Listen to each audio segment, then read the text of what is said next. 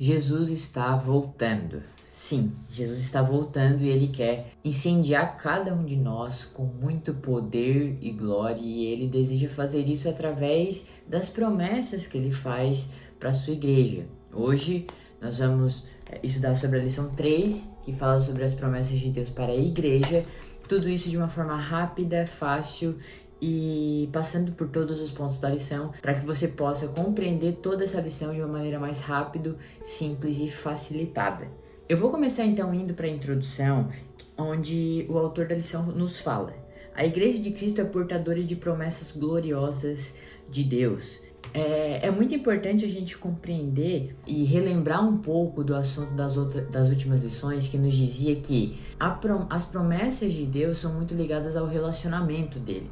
Então Deus, ele faz promessas para sua igreja para se relacionar com ela. Por isso, é importante nós termos essas promessas em mente quando a gente vai falar sobre a igreja. Pensem que a igreja é a noiva de Cristo e por isso Jesus Cristo é o noivo da igreja. Se um noivo faz promessas para uma noiva, essas promessas são muito importantes e nós precisamos ter isso em mente. Voltando um pouquinho na lição, ali no texto áureo diz assim: pois também eu te digo que tu és Pedro, e sobre esta pedra edificarei a minha igreja, e as portas do inferno não prevalecerão contra ela. O autor, na verdade prática, ainda nos diz que as promessas de Deus para a igreja são gloriosas. E aí ele fala promessas de vida eterna, de poder e glorificação final do nosso corpo. E hoje nós vamos estudar um pouquinho de como essas promessas acontecem e por que elas são tão importantes de fato para a igreja. No primeiro ponto, que fala sobre a natureza da promessa de Deus para a igreja, o autor começa falando sobre, dando uma introdução sobre promessas e esse tipo de coisa, e ele começa falando da promessa de sinais sobrenaturais. Lá no meio do texto, o autor fala que nessa comissão, 3 palavras resumem a tarefa: ide, ensine e batize. E para isso a gente vai ler um pouquinho de Mateus capítulo 28, versículos 19, que está na nossa leitura bíblica em classe. A leitura bíblica em classe é muito importante porque ela é o resumo bíblico de tudo o que gera a lição. E Mateus 28, 19 nos diz que, portanto, ide e ensinai todas as nações, batizando-as em nome do Pai, do Filho e do Espírito Santo, ensinando-as a guardar as coisas que eu vos tenho mandado, e eis que estou convosco todos os dias até a consumação dos séculos. Amém. O autor fala sobre a promessa de sinais sobrenaturais, e olha que interessante, nós vimos que nas outras lições que existem promessas que são condicionais, e eu tinha um pastor, o pastor Jânio, que sempre falava sobre esse texto. Geralmente nós nos lembramos do eis que estou convosco todos os dias, mas a gente não lembra o que Jesus fala antes. Jesus faz uma promessa aqui, dizendo que estaria conosco todos os dias, mas ele, antes disso, fala a condição para que isso aconteça. Portanto, ide, ensinai todas as nações, batizando-as em nome do Pai. Ou seja, vá, fale com os outros sobre mim, evangelize os outros, traga os outros para serem a minha noiva, e assim eu estarei com vocês. E isso é muito importante porque Deus, além de nos dar a oportunidade de evangelizar, nos dá a oportunidade de falar do amor dele para outras pessoas, ele ainda diz que estará conosco enquanto nós fazemos isso. No segundo ponto, onde o autor fala sobre a promessa de revestimento de poder, o autor continua dizendo que o nosso Senhor faz uma promessa de capacitação espiritual para a proclamação do Evangelho de Cristo. Ele lê em Atos 1, capítulo 8, que também está na leitura bíblica em classe, que nos diz: mas recebereis a virtude do Espírito Santo que há de vir sobre vós, e ser-me-eis testemunhas tanto em Jerusalém, como em toda a Judéia e Samaria e até os confins da terra. No segundo ponto, que é a promessa de revestimento de poder, o autor nos mostra como nós podemos fazer o primeiro passo que Jesus disse que nós precisamos fazer, ou seja, Jesus fala que nós precisamos ir. Agora em Atos, Lucas fala como que nós seremos capacitados para fazer isso. Lá em Atos 1 nos diz que recebereis a virtude do Espírito. E o autor diz que é a promessa do batismo do Espírito Santo para capacitar o crente na transmissão das boas novas de salvação. Ou seja, Jesus, além de nos dar a oportunidade de evangelizar, ele ainda nos capacita para isso. Ele nos dá a oportunidade e nos dá as ferramentas que nós precisamos para fazer tudo isso. E lembre-se, nós estamos falando de promessas para a igreja. O batismo no Espírito Santo é também uma promessa para a igreja, para capacitação, poder para a evangelização. E no terceiro ponto, que fala sobre promessas espirituais para uma instituição espiritual, o autor diz que ao longo das escrituras percebemos que a igreja foi forjada espiritualmente em Cristo. Apesar de ser institucionalizada, a igreja é o corpo de Cristo e ela, por ser o corpo, é forjada espiritualmente. E sim, existem instituições humanas na igreja e Deus fez isso. E está lá escrito no texto áureo. Ainda assim, nós precisamos entender que a igreja é muito mais do que isso. A igreja é forjada espiritualmente em Cristo. Forjada. E o que significa ser forjada? A forja, quando se fala em espada, se fala em faca, diz botar o ferro no meio do fogo e o fogo amolece e o forjador vai e bate em cima até ser dada a forma que ele quer. Olha que alegoria poderosa. A igreja é forjada por Cristo e amém por isso. Mas muitas vezes a gente fica doído quando Deus nos bota no fogo e depois Deus nos tira do fogo e a gente tá meio mole e Deus começa a bater em cima da gente. Claro que falando metaforicamente, Deus começa a botar situações que nos moldam espiritualmente. E eu acho que a igreja é o lugar para isso, porque não existe nenhum lugar onde a gente vai ser tão transformado através do relacionamento com os outros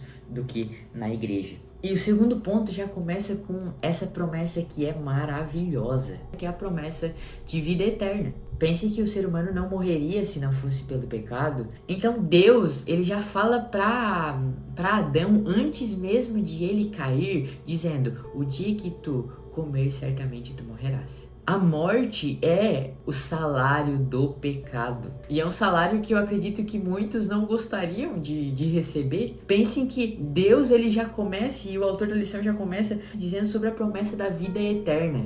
Deus, ele está falando aqui que ele vai vencer aquilo que nenhum de nós poderia vencer. Olha que maravilhoso, Deus nos dará a vida eterna. Mas as promessas de Deus não são apenas para o mundo vindouro, não. Deus também faz promessas para enquanto nós estamos aqui na terra.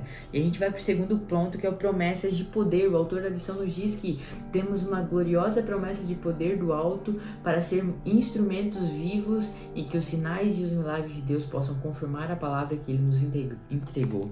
Olha que maravilhoso, Deus não só vence a morte, não só nos faz vencer a morte, mas também nos deixa ser um instrumento dele. E a gente viu sobre isso ali no ID, pregar, evangelizar, e ele nos deixa ser um instrumento dele. Ele nos dá sim as ferramentas, mas ele nos dá a oportunidade de nós sermos usados por ele enquanto nós estamos aqui. E olha que coisa maravilhosa, Deus nos deixa participar do que ele está fazendo na terra. E eu creio no meu coração que Deus está chamando você também para o que ele está fazendo na terra. E afinal, qual vai ser a sua resposta? Eu te pergunto isso porque nós vimos até agora as promessas de Deus. De novo, eu vou falar, isso vai se repetir em todas as lições. A gente está vendo sobre as promessas condicionais de Deus. E afinal, qual vai ser a tua resposta sobre Deus te perguntando: você quer fazer parte do que eu estou fazendo na terra?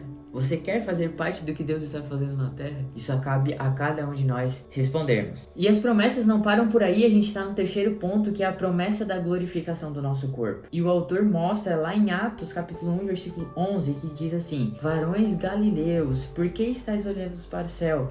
Esse Jesus que dentre vós foi recebido em cima do céu, há de vir assim como para o céu o vistes ir. E olha só que interessante, a vida eterna é muito boa, mas ela só é muito boa se nós tivermos uma glorificação do corpo. Vou te dar um exemplo aqui. Eu tenho 25 anos e de vez em quando já dá uma dor nas costas, já dá uma dor nas pernas, já dá uma dor no ombro, já dá uma dor em alguns lugares. Pensa se Deus dá a vida eterna pra gente sem glorificar o nosso corpo. Você com 300, 400 anos quantas dores você não teria? Falando aqui de uma maneira mais simplista, mas só pra gente entender que a promessa da glorificação do corpo é Deus arrancando o efeito do pecado. Nós já vimos que ele venceu a morte, que é o salário do pecado, mas ele também nos tirará o efeito do pecado no nosso corpo, transformando o nosso corpo de uma semente para uma árvore. Então a gente não tem nem noção de como será essa glorificação do corpo, mas é claro que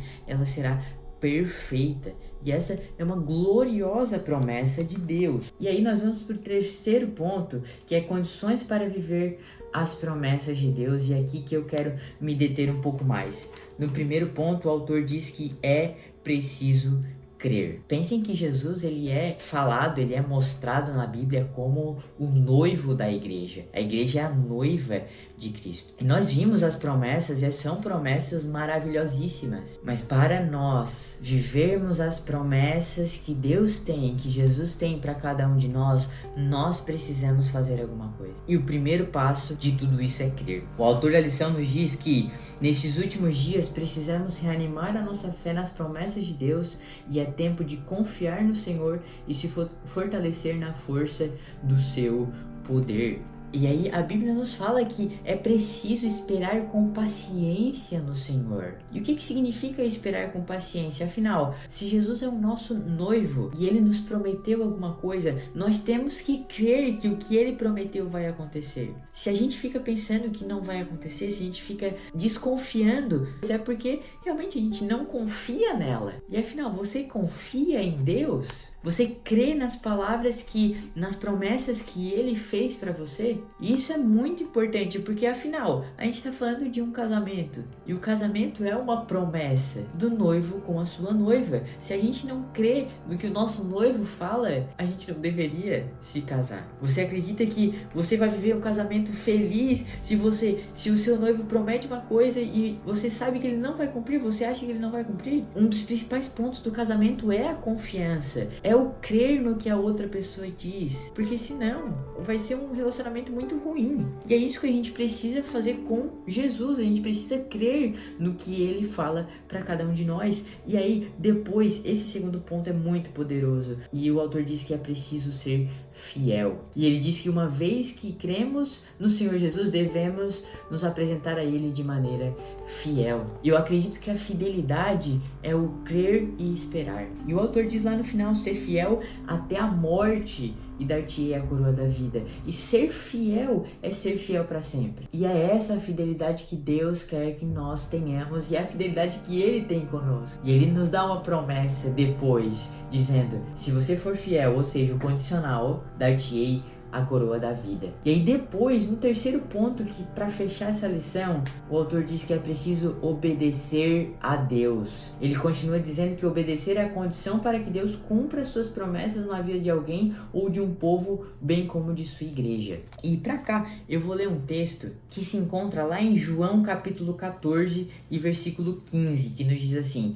Jesus respondeu, se alguém me ama, obedecerá a minha palavra. Obedecer as palavras do Senhor é a maior prova de fidelidade e de crença que nós podemos ter com Ele.